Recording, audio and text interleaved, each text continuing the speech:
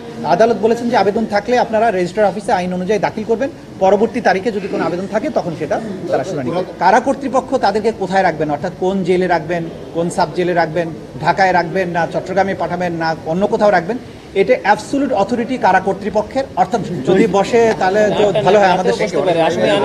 আদালত হচ্ছে যে কোনো বসতে পারে। দেশপ্রেমিক সেনাবাহিনীর ব্যাপারে যে সমস্ত অপপ্রচার যারা করেন তাদেরকে আমরা বলবো অপপ্রচার করবেন না। ল অফ দি ল্যান্ড এবং বিচার প্রক্রিয়া একটা রাষ্ট্রের সভ্যতার মাপকাঠি নির্ধারণ করে। একটা রাষ্ট্র কতটা ফাংশনাল আছে সেটা নির্ধারিত হয় সেই রাষ্ট্রের জুডিশিয়ারি কতটা স্মুথলি ফাংশন করে। সুতরাং রাষ্ট্রের বাহিনীগুলো আমাদের এই বিচার প্রক্রিয়াকে সমর্থন করা, তাকে স্মুথলি পরিচালনার ব্যাপারে যেটা করেছেন, এটা প্রসিকিউশনের পক্ষ থেকে আমরা সবাইকে যারা এই প্রক্রিয়াকে সাহায্য করছেন তাদের সবার প্রতি আমাদের কৃতজ্ঞতা জানাচ্ছি। তারা যেমন জুলাই আগস্টে নিরস্ত্র ছাত্র জনতার উপরে যে পরিচালিত হত্যাযজ্ঞের সময় তারা যেমন রুখে দাঁড়িয়েছিলেন বা মাঝখানে ভূমিকা পালন করেছিলেন, যেটা জাতি স্মরণ করে, একইভাবে এই যে বিচার প্রক্রিয়া, গুমের বিচার প্রক্রিয়ার ক্ষেত্রেও তারা তাদের সহযোগিতা করছেন, আইনের প্রতি তাদের শ্রদ্ধা দেখিয়েছেন। এটাও আমরা এই আজকের এই সময়ে আমরা উল্লেখ করতে চাই। এই পর্যন্ত আজকের আমাদের বক্তব্য ছিল। Thank you. ওনাদেরকে আইন শৃঙ্খলা রক্ষাকারী বাহিনী গ্রেফতার করে আজকে আদালতে উপস্থিত করেছিলেন। তারা এখন যেহেতু আজকে আইনজীবীরা হাজির হয়ে তাদের পক্ষে ওকালতনামায় স্বাক্ষরের অনুমতি নিয়েছেন, তারা বলেছেন জামিনের আবেদন করতে চান। আদালত বলেছেন যেহেতু জামিনের আবেদন একটা প্রক্রিয়ার ব্যাপার আছে, প্রথমে ওকালতনামায় তারা সিগনেচার নেবেন, তারপরে নিয়মিতভাবে আবেদন করবেন। আদালত বলেছেন যে আবেদন থাকলে আপনারা রেজিস্ট্রার অফিসে আইন অনুযায়ী দাখিল করবেন, পরবর্তী তারিখে যদি কোনো আবেদন থাকে তখন সেটা তারা শুনানি করবেন। অনলাইনে শুনানির ব্যাপারে এটা বললো তারা। আর কোনো আবেদনই আজকে দাখিল হয়নি। তারা মৌখিকভাবে আসামিদের সাথে কথা বলার বা প্রিভিলেজড কমিউনিকেশনের জন্য আবেদন করেছিলেন, আদালত সেটা মঞ্জুর করেছেন। বাকি যে সমস্ত আবেদন তারা ফাইল করার কথা সেটা যথাযথ প্রক্রিয়ায় ওনারা দাখিল করবেন, করলে তখন প্রক্রিয়া অনুযায়ী সেটা শুনানি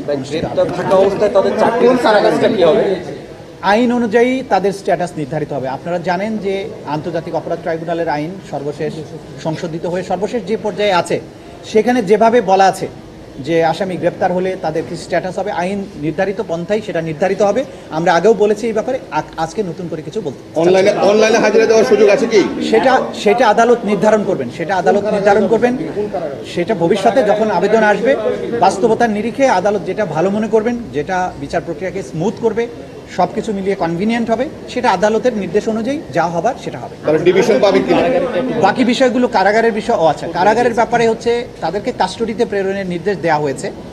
কাস্টডিতে প্রেরণ মানে হচ্ছে কারা কর্তৃপক্ষের অধীনে তারা চলে যাবেন। কারা কর্তৃপক্ষ তাদেরকে কোথায় রাখবেন, অর্থাৎ কোন জেলে রাখবেন, কোন সাব জেলে রাখবেন, ঢাকায় রাখবেন না চট্টগ্রামে পাঠাবেন না অন্য কোথাও রাখবেন, এটা অ্যাবসোলিউট অথরিটি কারা কর্তৃপক্ষের, অর্থাৎ সরকারের। আদালতের কাজ হচ্ছে তাদেরকে কাস্টডিতে পাঠিয়ে দেওয়া।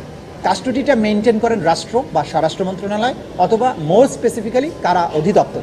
সুতরাং কারা কর্তৃপক্ষ তাদেরকে কোন কারাগারে রাখবেন সেটা তারাই নির্ধারণ করবে। ভাই একটা বিষয়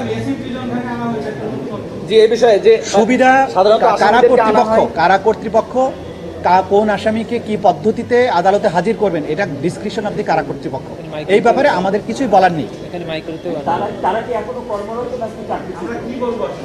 এইটা দেখেন আইনের মধ্যে যেটা আছে, আমরা সর্বশেষ সংশোধনী অনুযায়ী বলা হয়েছে যখন কারো বিরুদ্ধে বিচার প্রক্রিয়াটা শুরু হয়ে যায়, ফরমাল চার্জ দাখিল হয়, তখন আসলে তিনি আর সার্ভিসে আছেন বলে গণ্য হবেন না। এটাই হচ্ছে আইনের ব্যাখ্যা। Thank you.